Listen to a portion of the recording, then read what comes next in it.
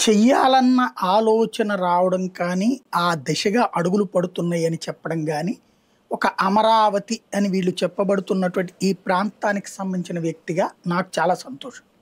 అయితే ఇక్కడే చదువుకున్న వాడిగా, లేదా సుదీర్ఘకాలం ఈ వ్యవహారాలు చూసిన వాడిగా కొన్ని అనుమానాలు వ్యక్తమవుతున్నాయి. ఇప్పుడు చట్టబద్ధత కల్పించడానికి ఆల్రెడీ న్యాయశాఖ ఓకే చేసేసింది.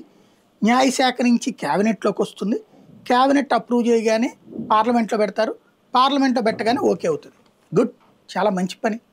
ఇంతకీ ఎక్కడి నుంచి ఎక్కడి దాకా? ఇది అసలు ఎవరికీ ఎందుకు చెప్పట్లేదు మరి? 29 గ్రామాలా? విజయవాడ, గుంటూరు, తెనాలా? ఏ ఊరు నుంచి ఏ ఊరి దాకా? ఇప్పుడు హైదరాబాద్ క్యాపిటల్ అనేటటువంటిది ఎల్బీ నగర్ నుంచి బిగిన్ చేసుకుంటే మియాపూర్ దాకా ఉంది. ఇప్పుడు దాన్ని ఎక్స్పాండ్ చేశారు. ఇంకొక 21 ప్రదేశాలు హైదరాబాద్లో కలుపుతున్నారు. ఆ జీహెచ్ఎంసి అనేటటువంటిది ఆ రాష్ట్ర రాజధాని, తెలంగాణ రాజధాని కదా. మరి అమరావతి ఏంటి? విజయవాడ, గుంటూరు, తెనాలి, మంగళగిరి, తాడేపల్లి, ఉండవల్లి ఇవన్నీనా? లేదా సిఆర్డిఏ పరిధి మొత్తమా? దాన్ని నోటిఫై చేస్తున్నారా? అది మొత్తాన్ని ఒక నగరంగా చేస్తున్నారా? అది చెయ్యాలంటే ఇక్కడ క్లియర్ అవ్వాలి కదా.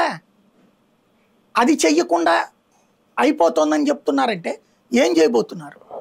29 గ్రామాలు